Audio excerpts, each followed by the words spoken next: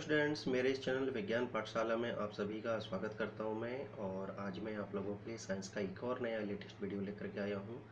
तो students, video को शुरुआत से लेकर अंत तक जरूर देखना और वीडियो पसंद आने पर उसको लाइक और शेयर करना बिल्कुल ना भूलें। और साथ ही साथ वीडियो देखने से पहले आप मेरे इस चैनल को सब्सक्राइब कर लें और बेल आइकन को प्रेस भी कर दें, जिससे मेरे आने वाले हर एक नई वीडियो का नोटिफिकेशन आपके पास समय समय पर आता रहेगा। तो हम स्टार्ट करते हैं पहले क्वेश्चन से। पहला क्वेश्चन है कि निम्नलिखित विटामिन में से रुधिर स्कंदन में किसकी भूमिका है। तो यहाँ चार ऑप्शन हमें पढ़ने के लिए मिल रहे हैं। ए ऑप्शन पर है विटामिन ए, बी ऑप्शन पर है विटामिन के, सी ऑप्शन में बताया जा रहा है विटामिन डी और डी ऑप्शन पर है विटामिन बी। तो जल्दी से सही आंसर अपना नोट डाउन कर लें, क्योंकि अब मैं इसका आपको आंसर बताने जा रहा हूँ। इसका सही आंसर है स्टूडेंट्स बी, विटामिन के। तो देखा जाए तो जो विटामिन रुधिर स्कंदन में अपनी अहम भूमिका निभाता है, तो वो स्टूडेंट्स विटामिन होता है विटामिन के स्टूडेंट्स। अब ये जो विटामिन के होता है, ये स्टूडेंट्स वसा में विलय होता है, ये वसा में घुलनशील होता है। ठीक है, इस चीज़ को ध्यान में रखें। और विटामिन के की कमी से स्टूडेंट्स रक्त का जो थक्का होता है, रक्त का थक्का वो जमता नहीं है स्टूडेंट्स, विटामिन के की कमी से। ये भी चीज़ आप ध्यान में रखें। ठीक है। और इस रोग को स्टूडेंट से हीमोफीलिया बोला जाता है। हीमोफीलिया जो रोग होता है, हीमोफीलिया, उस रोग में स्टूडेंट्स रक्त का जो है वो थक्का नहीं जमता है। तो विटामिन के की जिनमें कमी रहती है, जिन व्यक्तियों में, उनमें रक्त का जो थक्का है वो जमता नहीं है स्टूडेंट्स। अब विटामिन के देखा जाए तो जो आंत्र होती है, आंत में जो उपस्थित कोलोन नामक जो बैक्टीरिया होते हैं, उनके द्वारा ये बनाया जाता है विटामिन के स्टूडेंट्स। और विटामिन के का रासायनिक नाम होता है फिलोक्विनोन। इस चीज़ को भी ध्यान में रखें, कई बार नाम पूछ लिया जाता है। तो विटामिन के का जो रासायनिक नाम होता है वो होता है फिलोक्विनोन स्टूडेंट्स। और विटामिन की जो खोज की अगर हम बात करें, तो विटामिन की खोज 1912 में एक वैज्ञानिक थे हमारे हॉपकिंस। उन्होंने विटामिन की खोज की थी, या उनके द्वारा विटामिन की खोज की गई थी। और विटामिन का जो नामकरण किया गया है, वो नामकरण किया गया है फंक, जो हमारे साइंटिस्ट हैं, फंक जो वैज्ञानिक हैं, उनके द्वारा इसका नामकरण किया गया है विटामिन का। तो चलते हैं हम अगले क्वेश्चन की ओर। स्टूडेंट, जो हीमोफीलिया जो रोग है वो एक आनुवांशिक रोग है स्टूडेंट्स, जिसमें रक्त का थक्का नहीं जमता है। तो चलते हैं हम अगले क्वेश्चन की ओर कि निम्न में से क्या एक प्राकृतिक चुंबक है। अब यहाँ चार ऑप्शन हमें पढ़ने के लिए मिल रहे हैं। ए ऑप्शन पर है दंड चुंबक, बी ऑप्शन है चुंबकीय सुई, सी पर ऑप्शन में बताया जा रहा है चुंबक पत्थर, और डी ऑप्शन पर बताया जा रहा है विद्युत चुंबक। तो सही आंसर क्या है स्टूडेंट्स? सही आंसर जल्दी से आप नोट डाउन करें, क्योंकि सही आंसर अब मैं आपको बताऊंगा। इसका सही आंसर स्टूडेंट सी, चुंबक पत्थर है। तो देखा जाए तो एक प्राकृतिक चुंबक के तौर पर हम किसे चुन सकते हैं? चुंबक पत्थर को हम चुन सकते हैं अपने उत्तर के रूप में। तो चलते हैं हम अगले क्वेश्चन की ओर। अगला क्वेश्चन में बताया जा रहा है कि जो दृष्टिपटल होता है, जिसे रेटिना कहा जाता है, में प्रतिबिंब की एक छाप बनी रहती है। तो कितने समय तक के लिए वो छाप बनी रहती है प्रतिबिंब की? तो ए ऑप्शन है 1 सेकंड के 1/12 भाग के लिए, 12 भाग तक के लिए, बी 1 सेकंड के 1/16 भाग तक के लिए, सी 1 सेकंड के 1/10 भाग तक के लिए, और डी 1 सेकंड के 1/8 भाग तक के लिए। तो सही आंसर जल्दी से आप नोट डाउन करें। अब मैं आपको इसका आंसर बताने जा रहा हूँ।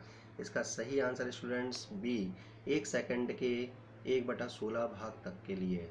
तो स्टूडेंट्स इस चीज़ को ध्यान में रखें कि दृष्टिपटल यानी कि रेटिना पर प्रतिबिंब की जो छाप बनी रहती है, वो स्टूडेंट्स 1 सेकंड के 1/16 भाग तक के लिए बनी रहती है। चलते हैं हम अगले क्वेश्चन की ओर। अगला क्वेश्चन है हमारा कि निम्न में से कौन सा घटक फ्लोएम से संबंधित नहीं है। ए फ्लोएम मृदुतक, बी ट्रैकीड, सी चालनी नलिकाएं, और डी सहचर कोशिकाएं। तो सही आंसर जल्दी से आप नोट डाउन करें। अब मैं आपको इसका आंसर बताने जा रहा हूँ। इसका सही आंसर है स्टूडेंट्स बी, ट्रैकीड। यानी जो घटक यहाँ पर बताए जा रहे हैं, जैसे कि आपका फ्लोएम मृदुतक है, चालनी नलिकाएं हैं, सहचर कोशिकाएं हैं, ये फ्लोएम से संबंधित हैं स्टूडेंट्स। लेकिन जो ट्रैकीड है वो फ्लोएम से संबंधित नहीं है स्टूडेंट्स। अगला क्वेश्चन है हमारा कि निम्न में से किस रोग में एंटीबायोटिक का उपयोग करने की आवश्यकता नहीं होती है। तो ऐसा कौन सा रोग है इन चारों में से जिसमें एंटीबायोटिक का उपयोग करने की आवश्यकता नहीं होती है। ए टाइफाइड, बी क्षय रोग, सी मलेरिया और डी दस्त। तो जल्दी से सही आंसर आप नोट डाउन कर लें। अब मैं आपको इसका आंसर बताने जा रहा हूँ। इसका सही आंसर स्टूडेंट्स सी मलेरिया। तो जो मलेरिया रोग होता है उसमें स्टूडेंट्स एंटीबायोटिक के उपयोग करने की आवश्यकता नहीं होती स्टूडेंट्स। अब थोड़ा मलेरिया के बारे में भी अब हम चर्चा कर लेते हैं स्टूडेंट्स।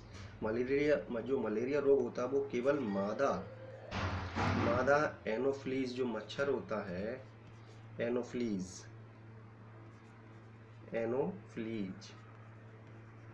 जो मच्छर होता है उसके द्वारा उसके काटने पर ये फैलता है स्टूडेंट। इस चीज़ को ध्यान में रखें कि जो मलेरिया होता है वो मादा एनोफ्लीज मच्छर के काटने से फैलता है।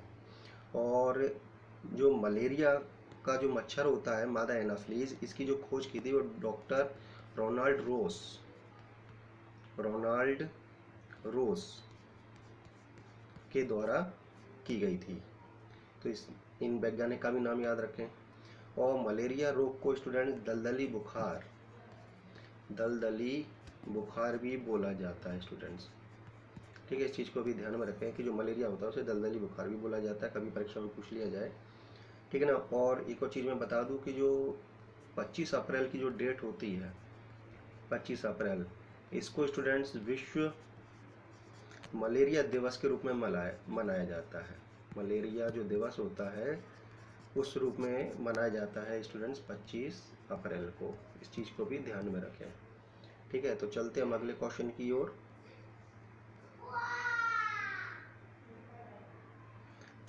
कि निम्न में से किस पशु को एबीज वर्ग के अंतर्गत समूहित नहीं किया गया है। तो यहाँ पर 4 ऑप्शन हमें पढ़ने के लिए मिल रहे हैं। इनमें 4 ऑप्शन में से एक जो पक्षी कह सकते हैं या जीव कह सकते हैं जिसे एबीज वर्ग के अंतर्गत नहीं रखा जा सकता या नहीं रखा गया है।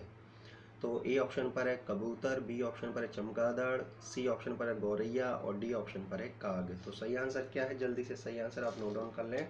अब मैं इसका आपको आंसर बताने जा रहा हूँ। इसका सही आंसर है स्टूडेंट्स बी चमगादड़। तो जो चमगादड़ है स्टूडेंट्स, इसको एबीज वर्ग के अंतर्गत समूहित नहीं किया गया है क्योंकि जो चमगादड़ होता है स्टूडेंट्स ये मैमेलिया है, ये स्तनधारी प्राणी है, स्तनधारी प्राणी की कैटेगरी में आता है। ठीक है, इस चीज़ को ध्यान में रखें। बाकी के और ये क्या करता है, ये चमगादड़ जो होता है वो बच्चे देता है, बच्चों को जन्म देता है। और बाकी के जो अगर यहाँ पर अगर हम ऑप्शन देखें जैसे कबूतर है, गौरैया, काग है, ये अपने बच्चों को अंडे के रूप में देते हैं, ये अंडे देते हैं, जबकि जो चमगादड़ होता है वो अंडे नहीं देता है। इसलिए यहाँ पर जो आपका जो चमगादड़ है उसको एबीज वर्ग के अंतर्गत समूहित नहीं किया गया है। अब देखा जाए तो थोड़ा बहुत और मैं बता देता हूँ। ठीक है ना। तो जो चमगादड़ है वो स्तनधारी जीवों में पाया जाने वाला एकमात्र ऐसा जीव है स्टूडेंट्स जो उड़ सकता है। ये स्टूडेंट्स क्या कर सकता है, उड़ सकता है। ये स्तनधारी जीवों के अंतर्गत आने वाला एक ऐसा प्राणी है। ठीक है, इस चीज़ को ध्यान में रखें कि जो क्या कर सकता है, उड़ सकता है स्टूडेंट्स। ठीक है, और चमगादड़ अंडे नहीं देता, इस चीज़ को भी ध्यान में रखें। चमगादड़ जो होता है वो अंडे ना देकर बच्चों को जन्म देता है, इस चीज़ को ध्यान में रखें। ठीक है, और यह मनुष्य की तरह क्या करता है, स्तनधारी जीव है। ये मनुष्य की तरह क्या है स्टूडेंट्स, स्तनधारी जीव है स्टूडेंट्स। ठीक है, जिस प्रकार हम स्तनधारी जीव अंडे ना देकर बच्चों को जन्म देते हैं, उसी प्रकार जो चमगादड़ है ये भी अंडे ना देकर क्या करता है स्टूडेंट, बच्चों को जन्म देता है, इसलिए स्तनधारी प्राणी के अंतर्गत आता है। तो इसीलिए इसको एबीज वर्ग के अंतर्गत समूहित नहीं किया गया स्टूडेंट, इस चीज़ को ध्यान में रखें। चलते हम अगले क्वेश्चन की ओर। कि निम्न में से कोशिका की स्थिति का चयन करें। अब कोशिका की स्थिति क्या होती है तो हम देखते हैं। ए ऑप्शन पर है अणु, बी रचक खंड, सी अंग और डी परमाणु। तो सही आंसर क्या है, जल्दी से सही आंसर आप नोट डाउन कर लें। अब मैं इसका आपको आंसर बताने जा रहा हूँ। इसका सही आंसर है बी रचक खंड। तो यूँ कह सकते हैं कि जो कोशिका है वो किसी भी जीव की क्या होती है, रचक खंड होती है, ये कह सकते हैं। यानी उसके शरीर का निर्माण क्या होता है, कोशिका से ही मिल करके होता है। तो इसके बारे में भी मैं कुछ और महत्वपूर्ण बिंदु आपको बता देता हूँ कि जो कोशिका शब्द का जो प्रयोग किया है, कोशिका जो शब्द है स्टूडेंट्स, इस शब्द का जो प्रयोग किया है वो रॉबर्ट हुक के द्वारा किया गया है। ठीक है, रॉबर्ट हुक ने ही इसका प्रयोग किया था, तो इस चीज़ को ध्यान में रखें।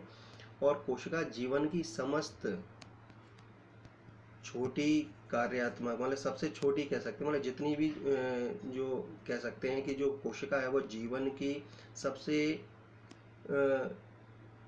महत्वपूर्ण कह सकते हैं कार्यात्मक और संरचनात्मक इकाई है। एक तरीके से देखा जाए तो साधारण शब्दों में अगर मैं बताऊं आपको कि जो कोशिका है वो किसी भी जीव की कार्यात्मक और संरचनात्मक इकाई होती है, सबसे छोटी कार्यात्मक और संरचनात्मक इकाई होती है। इस चीज़ को ध्यान में रखें सिंपल शब्दों में, ठीक है। कोशिका के अध्ययन के विज्ञान को स्टूडेंट साइटोलॉजी बोला जाता है, ठीक है। इस चीज़ को ध्यान में रखें, ठीक है। कोशिका का जो अध्ययन किया जाता है विज्ञान की जिस शाखा के अंतर्गत उसे साइटोलॉजी बोला जाता है, ठीक है। कोशिका भित्ति जो होती है, कोशिका के चारों ओर जो कोशिका होती है उसके चारों ओर जो कोशिका भित्ति पाई जाती है वो स्टूडेंट्स केवल पादप कोशिका में पाई जाती है। जो पादप सेल्स होती हैं, जो पादप कोशिका होती है, उन्हीं में ही सिर्फ कोशिका भित्ति पाई जाती है, सेल वॉल पाई जाती है, ठीक है ना। एनिमल सेल में सेल वॉल नहीं पाई जाती। और ये जो कोशिका भित्ति होती है, सेल वॉल होती है स्टूडेंट्स, ये जो सेल वॉल होती है, ठीक है, ये सेल वॉल बनी रहती है सेलुलोज की। इस चीज़ को ध्यान में रखें,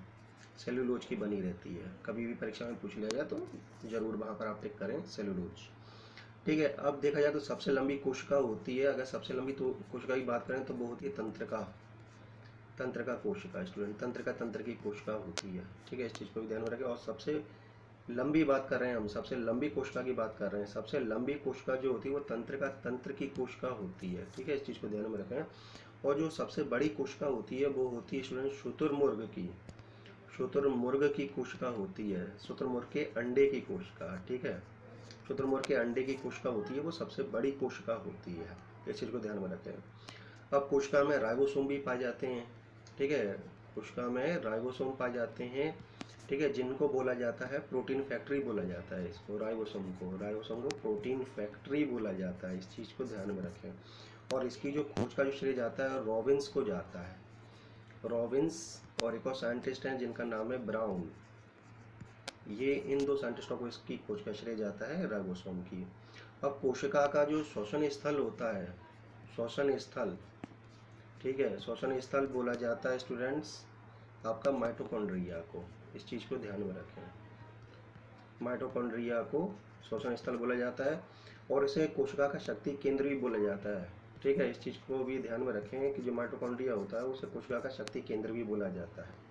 और इसकी खोज अल्टमान के द्वारा की गई थी, अल्टमैन के द्वारा इसकी खोज की गई थी माइटोकॉन्ड्रिया की।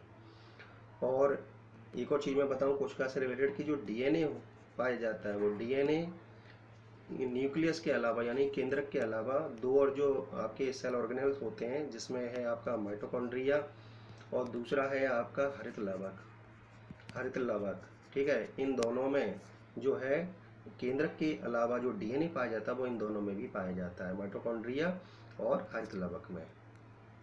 केंद्रक की अगर खोज की अगर हम बात करें, केंद्रक की खोज की जो श्रेय जाता है वो जाता है रॉबर्ट ब्राउन को स्टूडेंट्स। इस चीज़ को ध्यान में रखें। तो जो भी महत्वपूर्ण बिंदु थे वो मैंने आपको बता दिए कोशिका से रिलेटेड। और इनसे रिलेटेड यदि कोई क्वेश्चन बन करके आता है तो जरूर उसको सॉल्व करें। चलते हैं हम अगले क्वेश्चन की ओर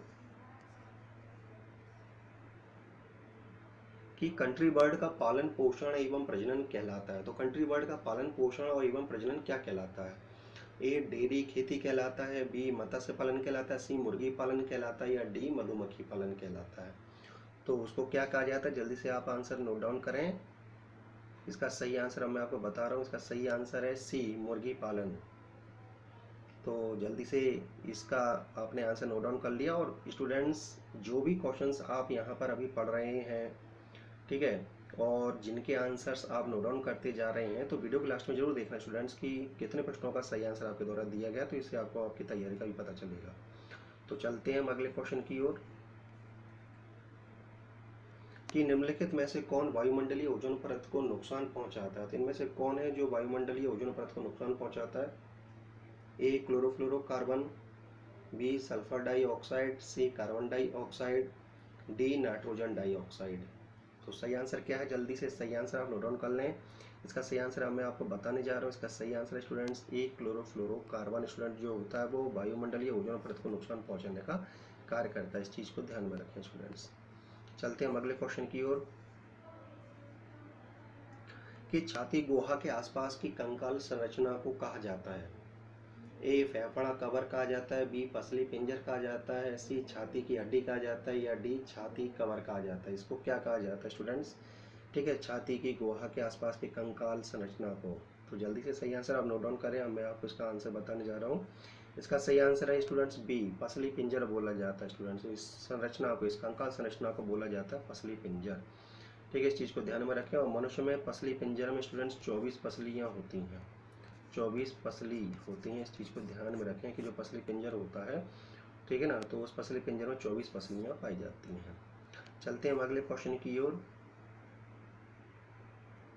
एक सामान्य मानव कान इतनी सीमा तक की ध्वनियाँ सहन कर सकता है, तो वो सीमा, वो रेंज कितनी है जहाँ तक वो उस ध्वनि को सहन कर सकता है? तो ए 190 डेसिबल है क्या वो, बी 220 डेसिबल है, सी 80 डेसिबल है, या डी 160 डेसिबल है? तो सही आंसर क्या है? जल्दी से सही आंसर आप नोट डाउन करें।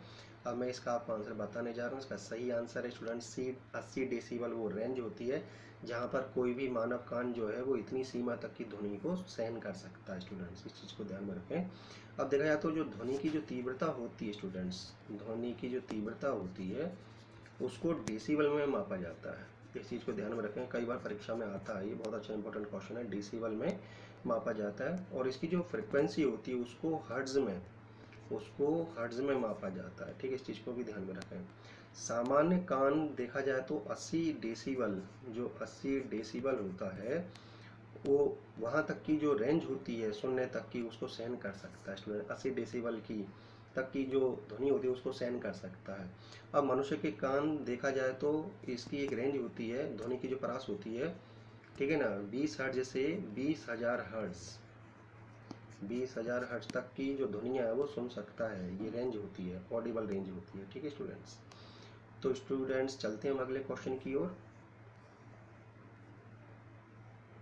कि उस खाद्य सामग्री को पहचानिए जो किण्वन के परिणाम स्वरूप नहीं बनती है। यानी कि यहाँ 4 ऑप्शन में हमें पढ़ने के लिए मिलेगा, तो हमें उस चीज़ को सिलेक्ट करना है अपने आंसर के रूप में जिसमें किण्वन का कोई अहम योगदान नहीं होता है। जैसे ए केक है, बी चावल पकाना है, सी अल्कोहल है, और डी ब्रेड है। तो सही आंसर जल्दी से नोट डाउन करें। तो इसका सही आंसर अब मैं आपको बताने जा रहा हूँ। इसका सही आंसर स्टूडेंट्स बी चावल पकाना। यानी कि देखा जाए तो जो केक होता है उसमें किण्वन प्रोसेस अहम भूमिका निभाती है, अल्कोहल में भी किण्वन प्रोसेस अहम भूमिका निभाती है, और ब्रेड के बनने में भी जो किण्वन होता है वो महत्वपूर्ण भूमिका निभाता है। लेकिन यदि अगर हम चावल पका रहे हैं तो उसमें किण्वन जो प्रोसेस होती है उसकी कोई अहम भूमिका नहीं होती स्टूडेंट्स। चलते हैं हम अगले क्वेश्चन की ओर। पौधा जिसमें गुणसूत्रों की बहुसमुच्चय होते हैं उसे कहा जाता है, तो उसको क्या कहा जाता है स्टूडेंट्स?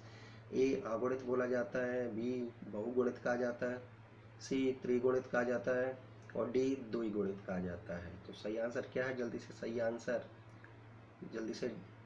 नोट डाउन कर लें। अब मैं आपको इसका आंसर बताने जा रहा हूँ। इसका सही आंसर स्टूडेंट्स बी बहुगुणित कहा जाता है। तो चलते हैं हम अगले क्वेश्चन की ओर। 14 क्वेश्चन है कि हमें जैव विविधता को संरक्षित करने की जरूरत है क्योंकि यह ए जानवरों के शिकार में मदद करता है, बी ग्लोबल वार्मिंग में मदद करता है, सी तेजी से नगरीकरण में मदद करता है, और डी वन को रिजर्व बनाए रखता है। तो सही आंसर क्या है? जल्दी से सही आंसर आप नोट डाउन कर लें। अब मैं आपको इसका आंसर बताने जा रहा हूँ। डी, इसका सही आंसर स्टूडेंट डी वन को रिजर्व बनाए रखता है। तो जो जैव विविधता होती है वो को संरक्षित करने की ज़रूरत है। किस चीज़ को संरक्षित करने की ज़रूरत है? क्योंकि जो जैव विविधता है, जैव विविधता को संरक्षित करने की ज़रूरत है हमें। तो ये क्यों है, इस चीज़ की आवश्यकता क्यों है? क्योंकि यह स्टूडेंट्स वन को रिजर्व बनाए रखता है। इस चीज़ को ध्यान में रखें। तो स्टूडेंट्स आज का ये वीडियो कैसा लगा आपको? जल्दी से आपने कमेंट्स मुझे कमेंट बॉक्स में लिख करके भेजें। और आज का वीडियो देखने के लिए आपका बहुत बहुत धन्यवाद। और नेक्स्ट वीडियो का आप लोग इंतज़ार कीजिए। तब तक के लिए thank you, have a nice day.